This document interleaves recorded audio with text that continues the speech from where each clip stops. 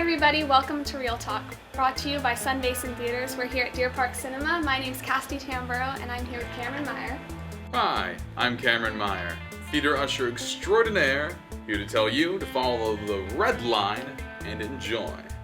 And I'm also here with Sean Bennett. Hello everyone, I'm Sean Bennett. You can follow me at Sean Bennett on Twitter and find me on YouTube. I'm a filmmaker and YouTuber. Thank you guys. Yeah, well, welcome back. I've missed you. It's been so long. Missed your hair. So the first movie we're going to be talking about is Independence Day Resurgence. Independence Day Resurgence is the sequel to the 1996 movie Independence Day, which, I hope many of you have seen it. I really love that movie. So essentially, 20 years have passed since the last Independence Day. In that time, humanity has used some of the technology that the aliens left behind to build better defenses. But meanwhile, the aliens have been using that 20 years to build better offenses. If you know what I mean. Anywho, let's take a look at that trailer.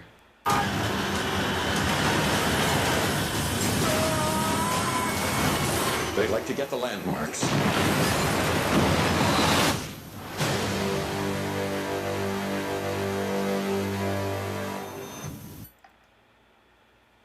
It has its own gravitational pull. It's a pretty big ship. I'm excited. Mm-hmm. Yeah. Was it a good idea to create a direct sequel to Independence Day, or do you think a reboot would have been better? You know, I'm actually kind of on the fence on this one. While on the one hand, I think it's kind of weird having, a movie and then decades later following it up with, the sole exception of Star Wars. Love it. But I don't know, at the same time, I kind of like to see how it's that same world that learned from its shortcomings last time and is developed. Simultaneously, I think an Independence Day reboot just set in modern time would have been really fun to watch. What say you? I think I should have gone with a sequel. I'm excited for Independence Day Resurgence. I think going with the total reboot would have been kind of confusing. But having a sequel 20 years later, I think they're pretty confident with what they got. And so I'm excited to see it. Most of the cast is returning besides Will Smith, of course. But I'm excited to see it. It looks good from the trailers. So, yeah. Yeah, well, I guess, boys, it's back! Yeah. I tried, okay? So Earth supposedly has a new space defense system, but the trailer shows that the defense system being completely ineffective. Do you think that approximately emulates the original movie, or do you just want to see humans finally stand a fighting chance? I don't know, I think it's, gonna do a good job, keeping up the spirit of the last movie, where it's oh, we're humans. We have super weapons. We can do this. Oh no, what's that? We can't do this. Ruh-roh, that's the one thing we didn't think. I mean, just from the trailer, it looks like everything has come along pretty well. Everything is futuristic, sci-fi is all heck. I don't know. Looks like they build to stand a fighting chance, but then, at the same time, no, they can't, according to the trailer. I don't know, I mean, I kind of would have liked to see the humans at least be able to do something, but I think it's going to be the same as last time, where we're going to try everything, oh, here's our metaphorical nuke this time. It's not going to work. We're almost going to die, and then there's going to be some ace in the hole. I just know it. I'm hoping that they do a different thing with the story. I think that they're actually going to do the same thing a little bit, except I don't think they're going to do the same ending where they just upload a virus using his MacBook Pro. Yeah, definitely not a virus. I think they will change that up a little bit. I'm not really excited about the new cast. They got a bunch of young people. I think they're trying to pass it along, and probably trying to turn this one into its own universe, movie universe. I'm not excited for that, but hopefully they do something different. Yeah, you heard it here first. coming summer of 2036, Independence Day. This time, it's personal. So you touched on the cast a little bit, but Jeff Goldblum is a reprising role, but does the absence of Will Smith concern you? Yeah, it definitely concerns me. I love Jeff Goldblum a lot, like maybe more than I should. But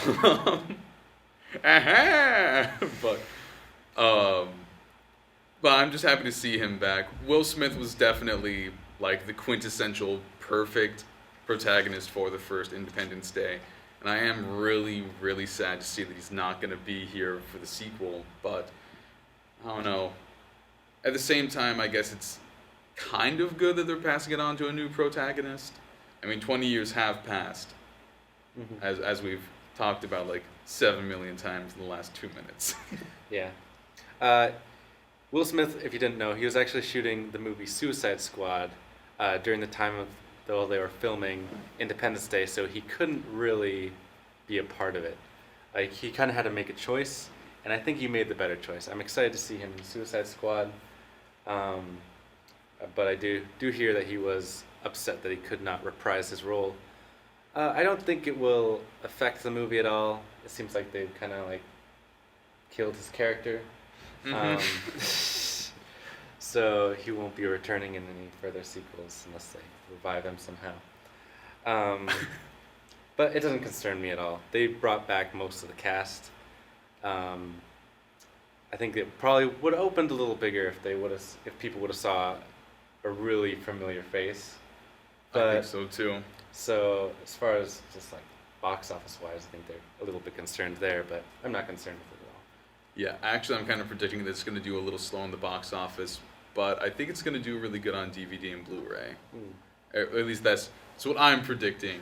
I don't know. Personally, I am definitely going to go see it, though.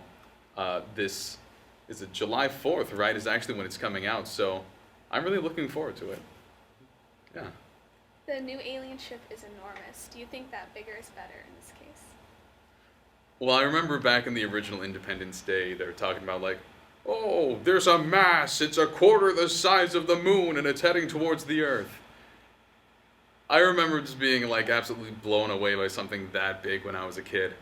I don't know. I mean, I guess in a way, in order to outdo themselves, they sort of have to make the ship a lot bigger, right? Because before it was like one big ship that broke up into many small ones. But from what it's looking like, it's going to be one enormous ship that comes down onto the Earth. I think one of the lines from the trailer actually was, "It's going to splash down in the Atlantic." Where in the Atlantic? The whole Atlantic. Yeah. Well, you don't go smaller.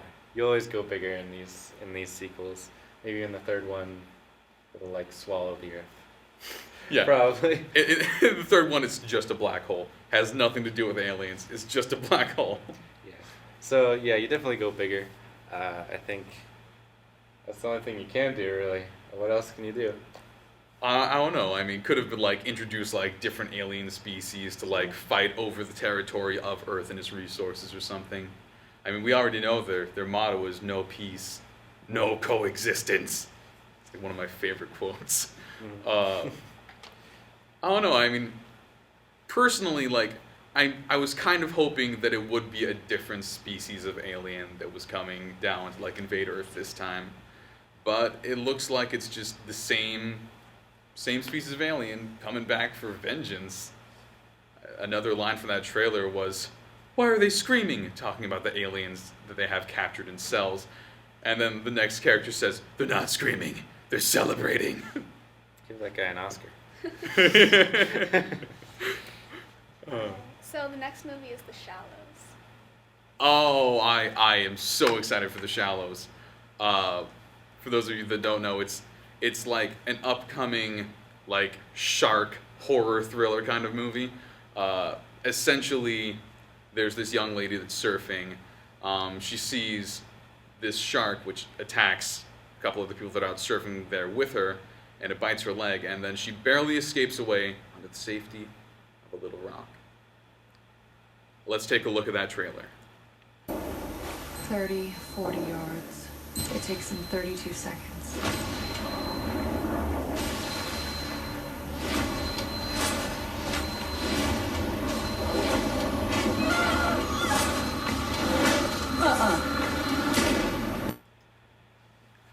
Yeah, welcome back. Reality check, sharks are super scary. I don't know, I mean, personally, that movie just, at least the trailer, it's looking like it's going to give me the shivers.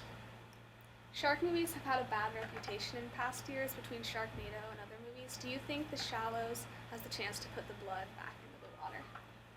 I absolutely think that it does have the chance to put blood back in the water.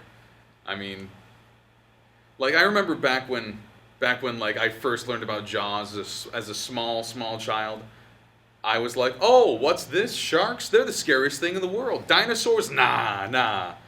But then, like, recently, with movies like Sharknado and Three-Headed Shark Attack, I think is one of them. Oh, and avalanche sharks, too. It seems more like sharks have become, like, this trope that people put into these horror movies as, like, almost as a way to be, like, I don't know, funny almost, is what I want to say. Whether that be intentional or not. I know they're making a Sharknado 2 to ride on the ironic success of the first one. But I think The Shallows actually looks really chilling. Just the idea of being stuck on that little rock 200 yards out from shore, unable to get back because the shark is staying there. That's terrifying.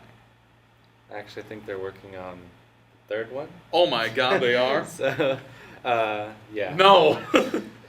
That can't be true! Well, they're like small. Like Sharknado was a very small budget film that was made for like $1 million, and the second one I'm not sure what the budget was, and so we didn't really get it around here where we are in the Northwest, and so The Shallows is like the first larger budget shark movie we've had since like I think like Red Water or Red Sea or something like that. It's been like 12 years since that movie. And so I think this has a chance to like revitalize shark movies, I think. Especially if they keep on the surface of the water mostly, like it could be like another Jaws, like, because Definitely. like, I've like swam out to Lake Crescent, one of our local lakes, and like, I got scared just swimming in that, because you don't know what's beneath you.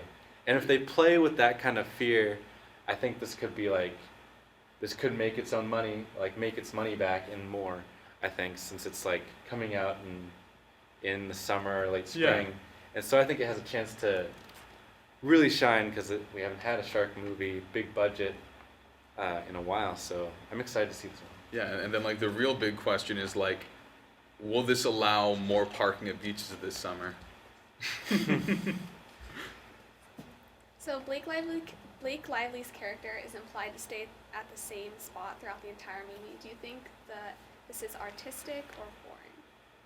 I think that horror movies where like the protagonist is sort of stuck in the same location throughout the entire film, I think that's a really, really artistic, and I use that word leniently. What I mean to say is I like it.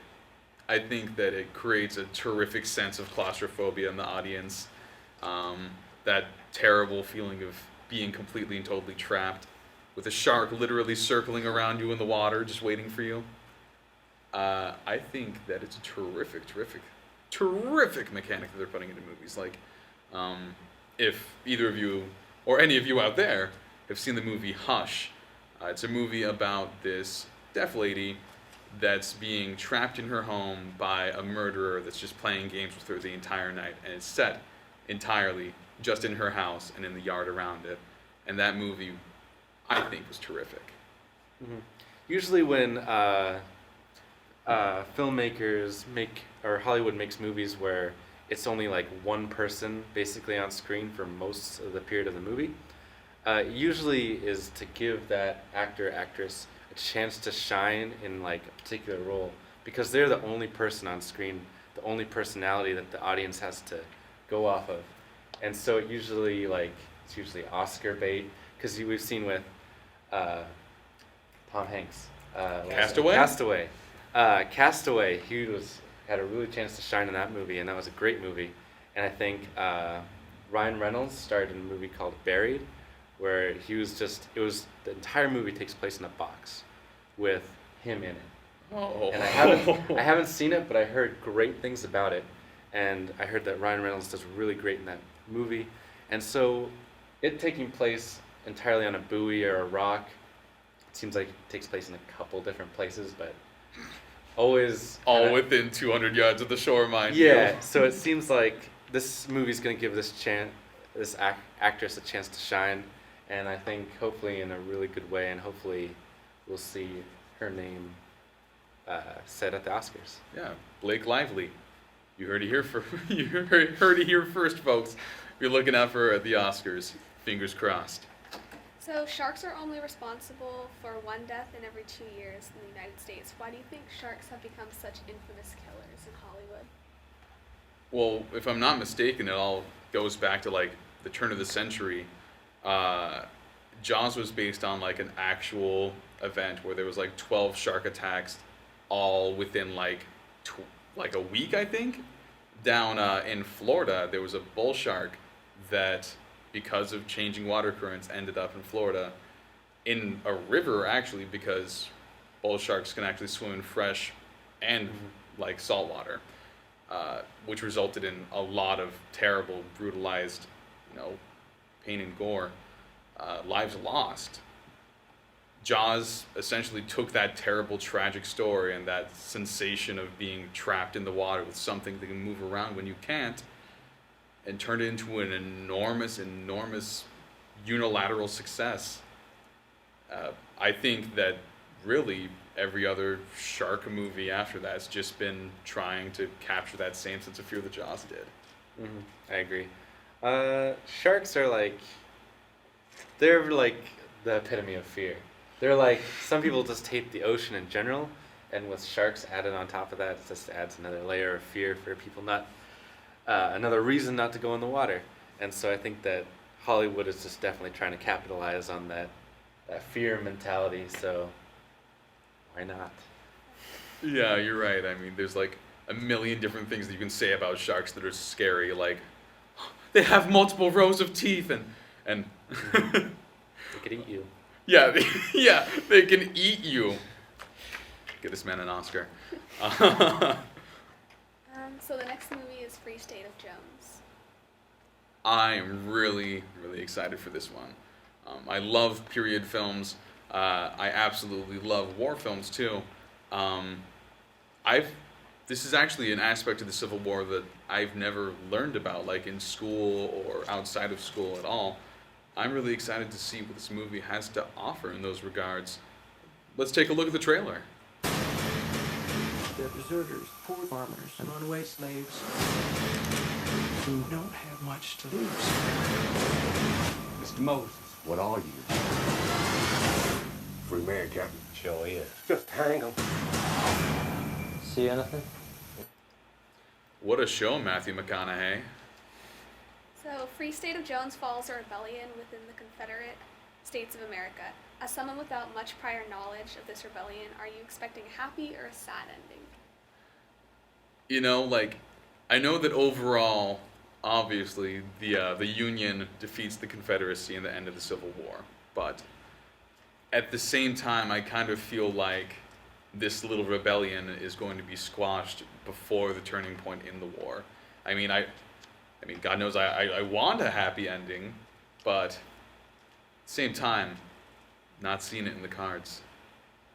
I'm definitely looking forward to this movie. Matthew McConaughey, has really been showing his colors in these last few movies that he's been in. Love Interstellar. Yeah, definitely that one. So I'm excited to see him in this one. I believe this is one of the first period pieces he's done, and definitely learning about the Civil War through many means, like books and teachers and stuff like that. I've never heard of this battle at all, and so I'm not going to read about it prior to seeing this movie because I want to go into it completely fresh. He's probably going to die. I think he's hoping for another Oscar nod on his mantle, or even an Oscar, of course. So that's why I believe he chose it, and so I'm looking forward to it. He's a great actor. He is a great actor. Absolutely astounding. With his role in Interstellar, blew me away. A lot of people enjoy period pieces for the representation of an era more than anything? Do you want to see more action or more drama from this period piece? You know, actually, that's a hard question to answer. While I absolutely love the action that we saw in the trailer, at the same time, because I don't know very much about this historic era or like the specific conflicts involved with this little corner of the American Civil War, I kind of want to see more drama than fighting. From what I understand, they actually went to like some of the locations, or like close to the locations where this was actually took place, and so I'm assuming they're gonna film some battle scenes, and obviously Matthew McConaughey and I forgot the other actors, but it was a very solid lineup, so I'm expecting a lot of drama and a lot of action. I think a good balance between the two. I'm looking forward to seeing. Definitely. Yeah, definitely. But more of that drama. So the next movie is Captain America: Civil War in retrospect. Okay, Captain America Civil War. It's what critics have been calling the greatest Marvel Avengers movie yet. I can definitely say that I agree with that. I absolutely loved this movie, like 128% specifically. For those of you that don't know, it follows the Civil War line of comics from the Avengers universe, pitting half of the Avengers against the other half. Why don't we go on over to that trailer? Sit down. Final warning. I could do this all day.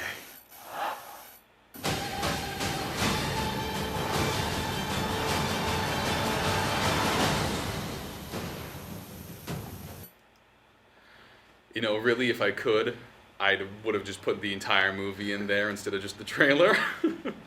I think that everybody should see it. Just as a warning, everything from here on out going to be very, very, very spoiler intensive. We'll give you, let's say, 5 seconds to plug your ears, run out of the room, do whatever you need to do to avoid the spoilers if you haven't seen this movie yet. 3, 2, 1, begin! Why do you think Civil War outperformed Superman or Batman versus Superman in the box office? I think it's like a combination of like the Avengers movies already having a really well-established universe, a really well-established net of characters that like work together. We already have seen a whole bunch of these character interactions, which I absolutely love. The way they play off each other is terrific.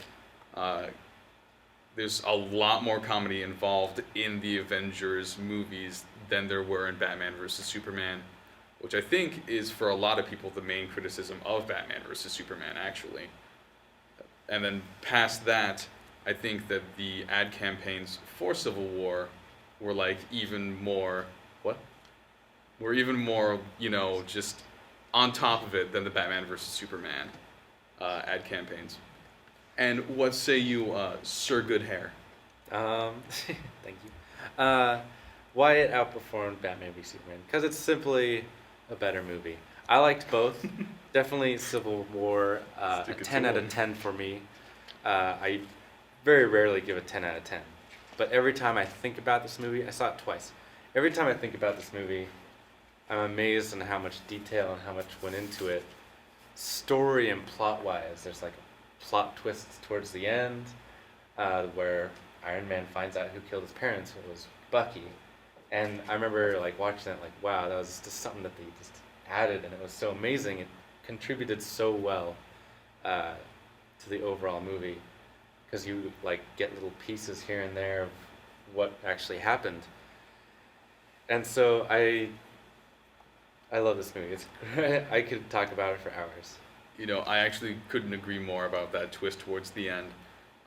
For me, Iron Man seems to be like the character that's gotten the most development and growth through the course of all these movies. And then to come back in Civil War and see him like grow as a character and have like more detail put into his background, like even more after Iron Man 1, 2, 3, Avengers 1 and Avengers 2, blew me away. And I was actually really caught off guard by that twist towards the end. I've heard that some people haven't been, but me, everybody that was in that theater gasped when it came out that Bucky was the one. one more thing, and like one thing I noticed is if you like look at the characters Captain America and Iron Man, like if you think about if this Civil War started like right as the get-go, right after their first two movies, they would have been on the other sides. Like Iron Man probably would have been against the government, and Captain America probably would have been for it. But as the movies progressed, they kind of changed sides because Iron Man is selling weapons to the government, but then he realizes they're not going to the government, they're going to terrorists, and so he's against the government.